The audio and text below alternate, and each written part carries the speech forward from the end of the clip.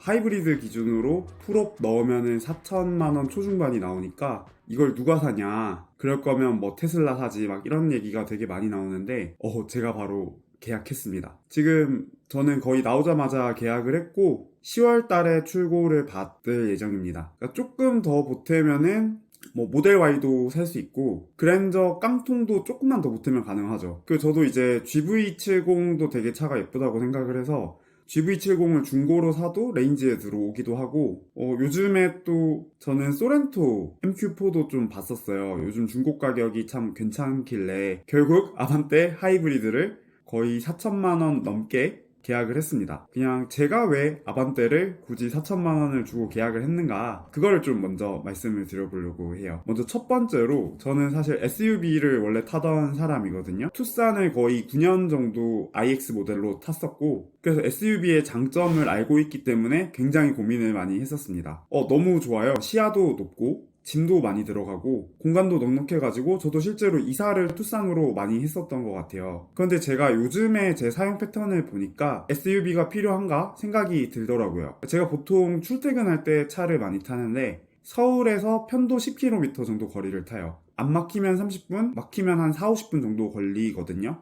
1년에 1만 정도 타고요. 그러니까 이제 저는 차에 그렇게 짐을 많이 싣고 다닐 일이 앞으로 몇 년 동안은 잘 없겠더라고요. 이제 그것보다는 좀 연비가 좋았으면 좋겠고, 좀 조용했으면 좋겠고, 주차하기도 편하고, 막힐 때 좀 편한 차면 좋겠다, 이런 생각이 좀 들었습니다. 아반떼가 훨씬 쾌적하고 좋을 것 같다. 네, 이게 첫 번째 이유였고요. 그 두 번째는 가솔린하고 하이브리드 차이였어요. 사실 가격이 꽤 많이 차이 나거든요. 한 4, 500 차이 나고, 그 풀업 때리면은 4천만 원 넘는다는 게 바로 하이브리드 풀업을 얘기하는 거잖아요. 그래서 연료비만 봤을 때는 하이브리드를 선택할 이유가 없었는데, 저는 연비도 연비지만 다른 이유들 때문에 하이브리드를 선택했어요. 아까 말했듯이 되게 막히는 구간이 많기 때문에 저속에서는 가솔린보다 이제 전기 모터로 갈 수 있는 하이브리드가 좀 더 좋겠다고 생각을 했고, 정숙성이 이게는 굉장히 중요하더라고요. 디젤을 투싼을 한 십몇 년 타면은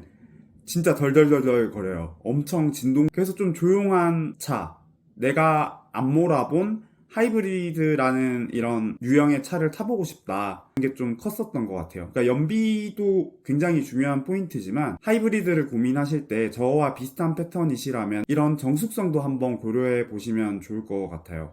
그리고 하이브리드 같은 경우는 제가 이제 유지비를 계산해 봤을 때 돈이 아껴지는 포인트가 세 가지가 있었어요. 일단 연비가 가솔린보다 좋고요. 이번에 CM8 하이브리드는 아직 환경부 인증은 안 나왔는데 대략 21km 정도 나오지 않을까 예상이 된다고 얘기를 하고, 그리고 이번에 CM8이 욕먹은 게 있죠. 이제 가솔린 모델이 2.0 엔진이 되면서 자동차세가 비싸졌습니다. 근데 하이브리드는 1.6 엔진이니까 자동차세가 오히려 가솔린보다 낫더라고요. 자동차세가 제가 타는 몇 년 동안 얼마 세이브 되냐, 이것도 포함이 됐고요. 그래서 기름값, 자동차세, 그리고 이거를 중고로 팔 때도 제가 이제 CN7을 한번 시세를 찾아봤었는데 그래도 하이브리드가 조금 더 비싸더라고요. 신차 기준으로는 하이브리드가 500 정도 비싸지만 나중에 중고로 팔 때 500은 다 못 받아도 한 2, 300 정도는 남더라. 그래서 이제 계산을 때려보니까 당장은 돈이 몇백 더 들어가는 건 맞아요. 그런데 내가 5년, 6년을 운행을 한다고 하면은 1만 킬로만 타도 그 값이 상쇄가 되더라고요.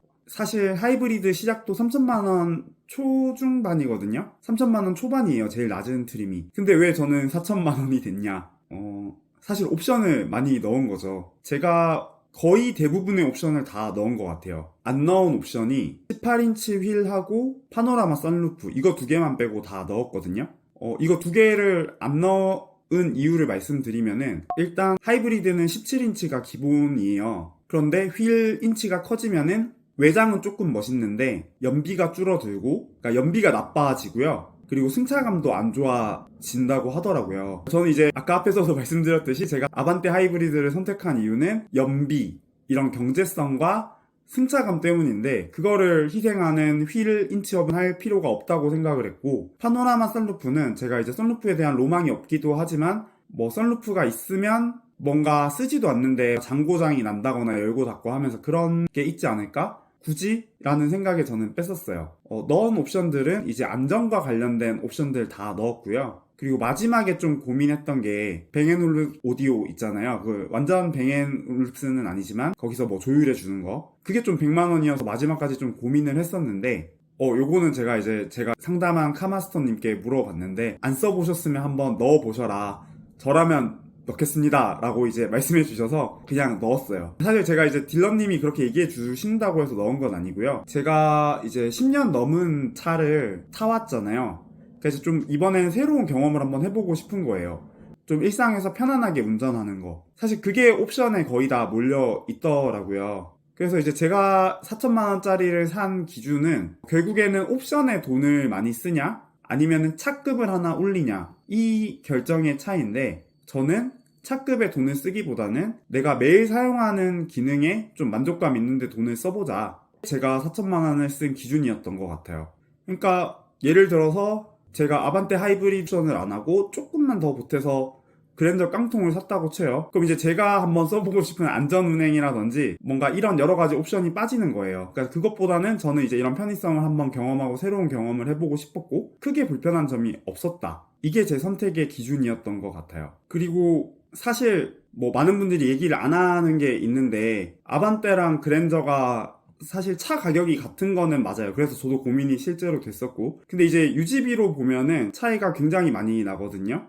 이제 아반떼 하이브리드 같은 경우는 처음엔 돈이 좀 들지만 차급에 비해서 연비 21km죠. 자동차세 싸죠. 그러니까 유지비가 굉장히 낮더라고요. 근데 그랜저 같은 경우는 깡통을 휘발유로 사게 되면은 일단 연비는 당연히 안 좋을 게 분명하고요. 자동차세도 좀 더 높을 거고, 그런 유지비까지 감안했을 때 비용도 한번 계산해 보시면 좋을 것 같아요. 근데 사실 이게 좀 사실 마지막까지도 정말 고민이었어요. 이제 계약하고 나서도 이제 이건 딜러님한테는 말 안 했는데 이거 취소해야 되나? 한두 번 정도 고민을 한 적이 있다가 이제는 진짜 확신인 상태거든요. 내가 왜 차급을 예전 같았으면 저도 차급을 하면서 그 돈씨 아반떼를 사냐 이렇게 생각을 했을 건데 거기에는 약간 한국에서는 차급이 중요하잖아요. 이 겉으로 볼 때는 옵션이 뭐 얼마 들었고 내가 얼마나 편하고도 있지만 아반떼냐 소나타냐 그랜저냐 이 급으로 뭔가 밖에서 보이는 건 그러니까 이제 그게 의식이 되는 거잖아요. 그러니까 저는 그거를 좀 포기한 거기는 해요. 그러니까 제가 스레드에 아반떼 4천 주고 풀옵션 샀다고 하니까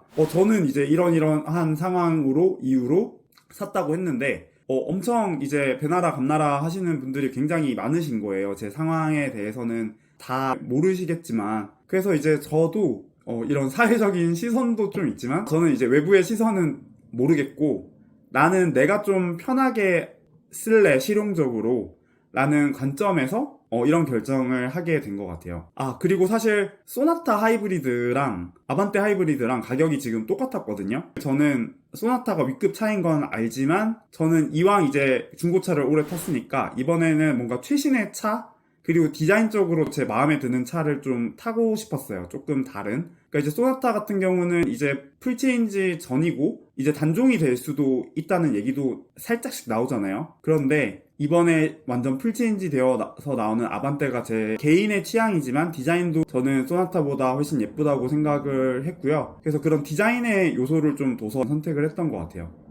조금 다른 그런 걸 타고 싶었어요. 그래서 이제 소나타보다는 좀 희소한 자동차, 그러면서도 무난한, 그게 좀 아반떼였던 것 같아요, 저한테. 그래서 저는 색상도 원래 아틀라스 화이트랑 퀀텀 실버, 그러니까 흰색, 은색 중에 고민을 했었는데 계속 이제 머리가 아팠는데 딜러님한테 한번 물어봤어요. 딜러님 어떤 색이 제일 많이 계약됐어요? 물어보니까 아틀라스 화이트가 제일 많이 계약됐대요.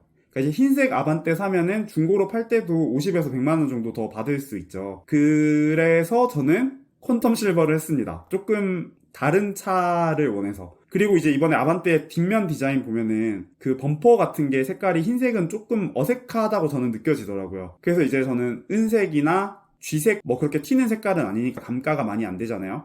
그래서 이제 저는 은색을 선택을 했고요. 내장도 이번엔 나 까만색 차 말고 좀 밝은 색 톤 타고 싶다. 그래서 초크 베이지 원톤이라고 되게 밝은 디자인을 선택했어요. 사실 이건 좀 걱정되고 두려운데요. 한번 도전을 해보기로 했습니다. 그래서 이제 마지막으로 정리를 해보면은 저는 이 차를 가성비로 샀다고는 생각하지 않아요. 사실 가성비면은 인스퍼레이션까지도 오면 안 되고 그 아래 트림에서 한두 개 정도 옵션만 넣고 한 2천 후반대 끊는 게 최고겠죠. 그래서 이제 제가 산 거는 제일 싼 아반떼도 아니고 가성비가 좋은 아반떼도 아니에요. 매일 한 5년을 탄다고 했을 때 가장 편안하고 즐거울 수 있는 차가 무엇인가? 를 생각했을 때 그게 아반떼였던 것 같아요. 그래서 저는 마지막으로 사실 어떤 차를 산다는 게 다 개개인마다 상황이 다르잖아요. 그렇기 때문에 이건 정답의 영역이 아니고 지금 이 영상에서 말씀드린 것도 지극히 제 개인적인 경험과 환경에 따라서 이제 한 선택인 거니까요. 그래서 사실 이 영상을 좀 한번 찍고 아반떼 CM8에 대한